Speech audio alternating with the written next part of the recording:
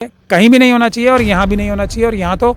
बिल्कुल भी नहीं होना चाहिए। जो भी यहाँ पे पंचायत के फंड्स में घपला करे उसको उम्र कैद का सज़ा होना चाहिए। ऐसा हमने प्रेयर भी किया है, वो सेक्शंस में भी लिखा है 409 आज का जितना भी ऑफिसर्स है उनको, और जिस जिस पंचायत में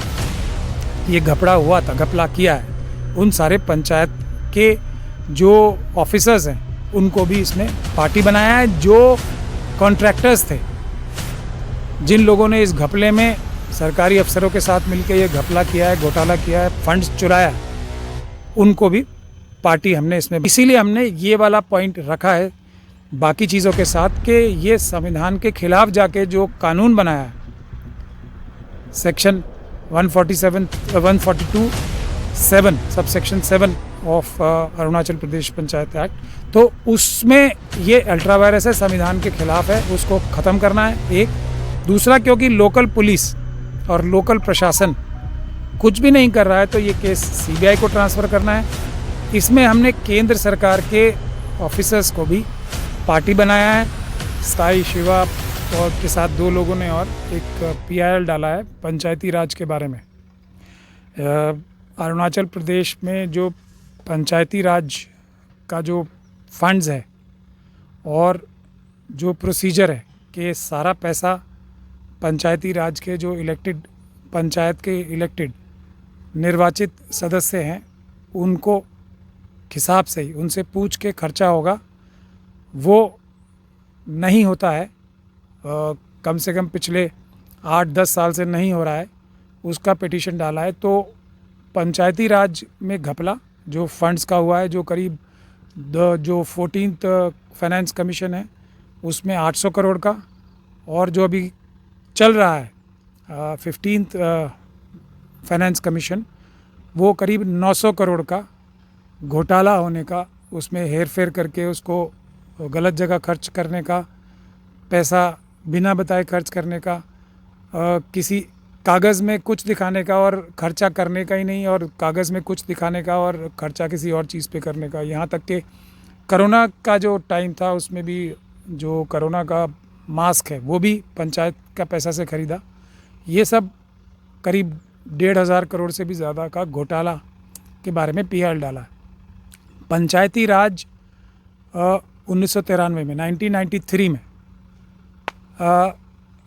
1988-89 में पहले राजीव गांधी के टाइम पे पंचायती राज को गांव गांव तक पहुंचाने के लिए संविधान में अमेंडमेंट हुआ था, जो 1993 में संविधान का धारा 243 में अमेंडमेंट आया कि जो ज़मीन पे लोग हैं, जो गांव में लोग हैं, उन्हीं के हिसाब से सरकार का पैसा खर्च होगा, देश का पैसा खर्च होगा। पंचायत के जो गांव के मेंबर्स हैं, पंचायत के लोग ही ये बता सकते हैं कि हमें किस चीज़ के लिए पैसा चाहिए, किस चीज़ के लिए नहीं चाहिए, और हमारे देश का पैसा कैसे खर्च होगा। ये 1993 में कानून आया था। इसमें यह कहा गया था कि हर 5 साल में पंचायत का इलेक्शन होगा और सारा पैसा जो सरकार, केंद्र सरकार देगा और राज्य सरकार भी जो सेल्फ गवर्नेंस के लिए, यानी कि लोग अपना राज खुद करें, लोकल सबसे छोटे लेवल पे भी, उसमें वो सारा पैसा पंचायत के मेंबर्स से पूछ के खर्च होगा, उनके सिग्नेचर से खर्च होगा, और सरकारी पैसा आने के 15 दिन के अंदर अंदर खर्च होगा। ये सारा प्रावधान बनाया गया था, और ये भी प्रावधान बनाया गया था कि सेंट्रल गवर्नमेंट भी कोई पैसा रिलीज़ ही नहीं करेगा जब तक कि पिछली बार का दिया हुआ पैसा जो बजट में था उसका हिसाब किताब नहीं दे दिया जाता, और आगे का भी कोई पैसा तभी मिलेगा जब पिछले का हिसाब किताब केंद्र सरकार को भी दे दिया जाएगा और राज्य का असेंबली में भी प्लेस कर दिया जाए। इतना अच्छा सेफगार्ड्स बनाने के बाद भी अरुणाचल प्रदेश जैसा राज्य में जो चाइना के बॉर्डर पे है, इतना बड़ा घोटाला, और यहाँ बहुत सारी चीज़ों में भी घोटाला होता है, तो राज्य सरकार की मर्ज़ी के बगैर, चीफ मिनिस्टर, चीफ सेक्रेटरी की मर्ज़ी के बगैर होना बिल्कुल इम्पॉसिबल है। ऐसा इस पिटीशन में डाला गया है। इस पिटीशन में ये जो ताई शिवा साहब का है और इनके 2 साथियों का, सबसे महत्वपूर्ण बात यह है कि इन लोगों ने खुद मेहनत करके गांव-गांव जाके सबूत सारा इकट्ठा किया, RTI के माध्यम से इकट्ठा किया, ज़मीन पे जाके चेक भी किया कि ये रिकॉर्ड में ऐसा लिखा है पर ज़मीन पे कुछ खर्चा नहीं हुआ। ये बहुत मेहनत करके इन्होंने ये सारा मटेरियल इकट्ठा किया, डॉक्यूमेंट्स भी इकट्ठा किया, और डॉक्यूमेंट से साफ नज़र आ रहा है कि बहुत बड़ा सैकड़ों करोड़ से भी ज़्यादा, 1000 करोड़ से भी ज़्यादा घोटाला हुआ है। अब महत्वपूर्ण बात यह है कि इन लोगों की मेहनत से राज्य सरकार को मजबूर होकर कुछ FIRs भी दर्ज करना पड़ा। एक FIR 2022 में दर्ज हुआ, 2024 में भी एक FIR दर्ज हुआ। कुछ डिस्ट्रिक्ट के लिए 2024 में हुआ और पूरे प्रदेश के लिए एक 2022 में भी FIR भी दर्ज हुआ। लेकिन सरकार का जो इन्वेस्टिगेटिंग एजेंसी है उसने कुछ भी कार्रवाई नहीं किया, और जो काम जिसका शिकायत बहुत सारा कंप्लेंट्स में पूरे अरुणाचल प्रदेश से, सिर्फ इन लोगों ने नहीं, दूसरे भी जो लोग हैं, जो अच्छे समाज के बारे में सोचने वाले सोशल वर्कर्स हैं, उन लोगों ने भी बहुत सारा कंप्लेंट किया। 2 FIR दर्ज हुआ, लेकिन उसके बाद भी ना किसी को गिरफ्तार किया, ना पैसा रिकवर किया, और ना ही आज भी पंचायत के लोगों से पूछ के पैसा खर्च हो रहा है, ना उनकी मर्ज़ी से हो रहा है, ना उन्हें पता भी नहीं होता कि कितना पैसा आया और कितना खर्च हो गया और किस काम के लिए खर्च हो गया। तो ये आज भी वो सब चलता जा रहा है। तो इसीलिए हमने बहुत सारा प्रेयर्स किया है। एक महत्वपूर्ण बात यह है कि सरकार ने 2018 में एक बहुत ही विचित्र काम किया था कि जो संविधान के खिलाफ जाके ऐसा बोल दिया कि हम 5 साल के अंदर अंदर इलेक्शन नहीं कराएंगे अगर किसी वजह से, जो कि हो ही नहीं सकता। ये भारत का संविधान है, पूरे देश के लिए लागू होता है कि 5 साल के अंदर अंदर, 5 साल ख़त्म होने से पहले ही पंचायत का चुनाव होना ही होना है। कोई उसमें बचने का रास्ता ही नहीं है, कोई भी उसमें एक्सक्यूज़ देने का कोई रास्ता नहीं है। उसमें अरुणाचल प्रदेश ने 2018 में यहाँ का असेंबली ने ऐसा कानून बनाया कि हम एक इंटरिम कमेटी बना देगा अगर हम चुनाव नहीं कराएगा। तो इससे बड़ा संविधान के साथ धोखा और संविधान के खिलाफ जाके कोई काम नहीं हो सकता, ऐसा मानना है हमारा। तो इसीलिए हमने ये वाला पॉइंट रखा है बाकी चीज़ों के साथ कि ये संविधान के खिलाफ जाके जो कानून बनाया है,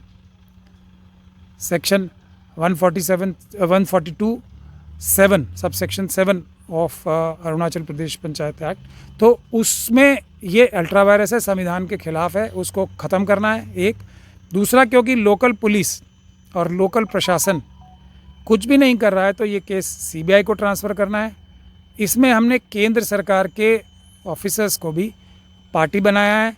CAG को पार्टी बनाया है, क्योंकि CAG का भी ये सबसे बड़ा जिम्मेदारी होता है कि पूरे देश में कोई फंड्स का घपला तो नहीं हो रहा है। तो CAG को पार्टी बनाया है, पंचायती राज मिनिस्ट्री को, गवर्नमेंट ऑफ इंडिया का पार्टी बनाया है हमने, केंद्र सरकार को भी इसलिए पार्टी बनाया है, राज्य सरकार को भी पार्टी बनाया है,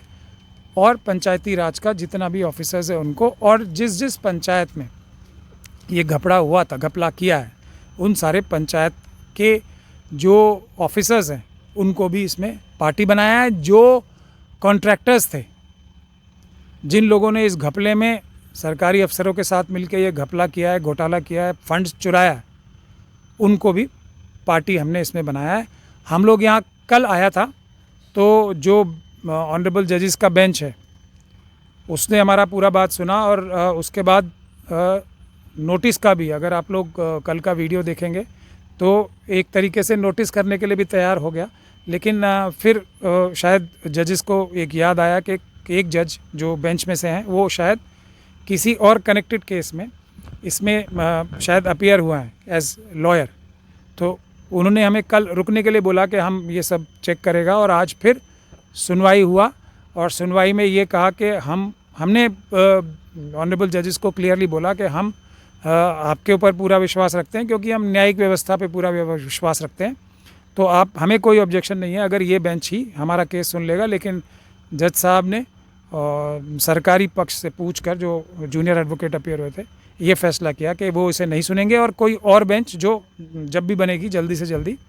उसमें ये सुनवाई होगी। मेरा आखिरी बात अरुणाचल प्रदेश की जनता से और देश की जनता से ये कहना ज़रूरी है कि अरुणाचल प्रदेश देश का सबसे महत्वपूर्ण राज्य है।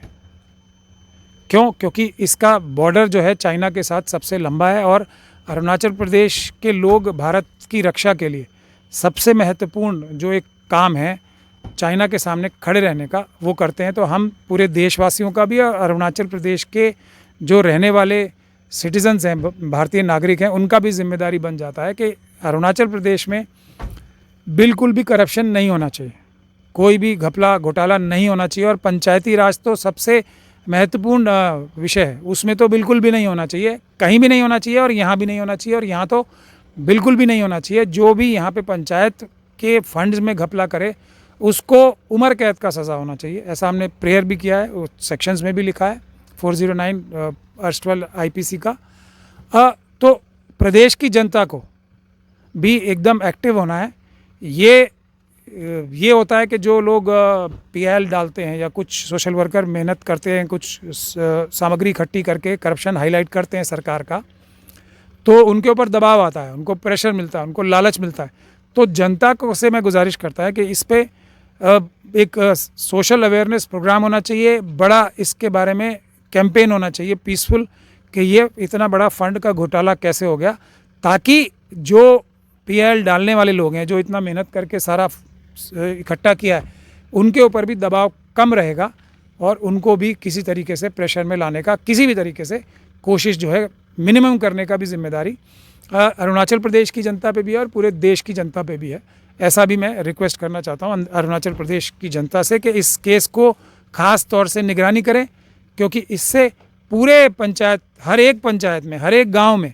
बहुत सारा फंड जो दिल्ली से भी आता है और यहाँ के प्रदेश के लोगों का मेहनत का कमाई से भी जो पैसा आता है वो सही लोगों को मिल सकेगा, और ये बहुत बड़ा पैसा हर पंचायत में मिल पाएगा। उसमें बड़ा घपला हो रहा है तो पूरे प्रदेश के लोगों को, ख़ास तौर पे जो स्टूडेंट्स यूनियन है,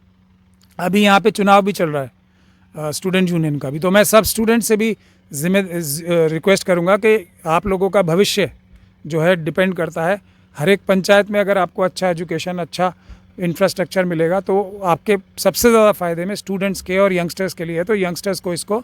अपना पर्सनल इशू बना के इस पर एक कैंपेन लॉन्च करना चाहिए पीसफुल, ऐसा भी रिक्वेस्ट मैं करता हूँ। तो सर कोर्ट का क्या अपडेट है फाइनली सर? फाइनली अभी हमें ये बोला है, हमें कल रुकने के लिए बोला था, हम रुक गए हैं यहाँ पे। हालांकि हमारा बहुत इंपॉर्टेंट केसेस दिल्ली में भी लगा हुआ था, लेकिन अरुणाचल को हम सबसे इम्पॉर्टेंट स्टेट जैसे बोल रहा है मानता है, तो इसलिए हम यहाँ का करप्शन रोकने के लिए, सरकार का करप्शन और अधिकारियों का करप्शन रोकने के लिए खुद रुका है यहाँ पे।